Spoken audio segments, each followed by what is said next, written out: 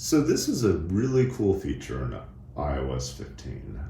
You do have to pay for iCloud space. You can either pay the 99 cents a month, or if you have more space that you want to utilize, then you can pay more. But they have this thing called, Apple now calls iCloud Plus with a plus sign. And one of the really neat features it has is you can create temporary email addresses or kind of junk email addresses. So instead of having to sign up at each site and give your real email address, Apple allows you to create email addresses that they will kind of hold on to as kind of temporary or junk fake emails. And then those emails will forward any pertinent information to your main email account. The nice thing about these is you don't have to keep track of them, and you can also delete them whenever you want to. So I'm going to show you how to create one. We're going to want to go to settings, so tap settings. Then you're going to tap in the iCloud area, which says Apple ID, iCloud, Media. It's kind of the main area for Apple stuff. So I'm going to tap here. And then you want to go to iCloud. So tap iCloud, and in here we have hide my email. Really cool new feature. So if we tap that, you can see that I have a bunch of random email addresses for different accounts. Some of these Apple just generated for me because you also have that sign in with Apple thing. But I'm going to create just a new email address for myself that I can kind of pass on to people or organizations or sites that I just don't want them to have my real address. So to do that, you want to create new address. So I'm going to tap that. And here, we're going to see, it says, hide my email. Keep your personal email address private by creating a unique random address that forwards to your personal inbox and can be deleted at any time. So the address they're coming up with is denier-ragwort-0a, which is kind of funny. So what I'm going to do is I'm going to say I don't like that one. I'm just going to use a different address.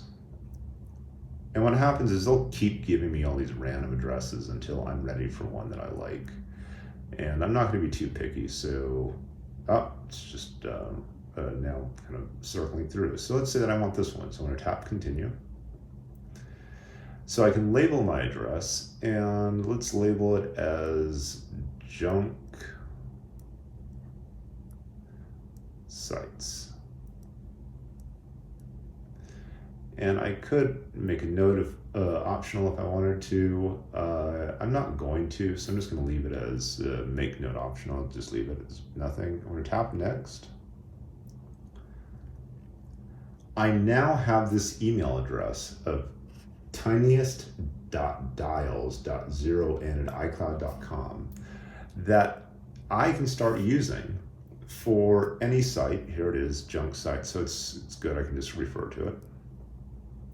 So if a site asks me to enter my email address, I can just give them this tiniest.dials.0n address, and it'll actually forward to my Apple ID account.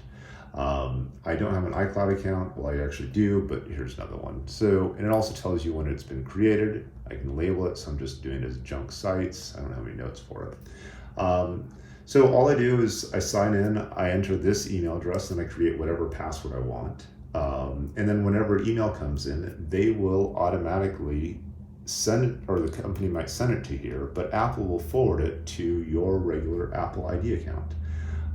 It's a really neat feature that allows you not to have to deal with giving people real email addresses that you use on a regular basis and spamming your regular mail. And also saves you from having to go to Gmail or some other website and go through the whole process of having to create another random address. So I'm not going to use this anymore. I'm just going to go back to junk sites, and I'm just going to say deactivate email address because I don't want it. It will say deactivate email address. You will stop receiving email messages sent to this address. You can reactivate it from inactive addresses. I want to deactivate, it's just more because of clutter. But do realize that once you deactivate it, you will not receive any forwarded messages from that group anymore.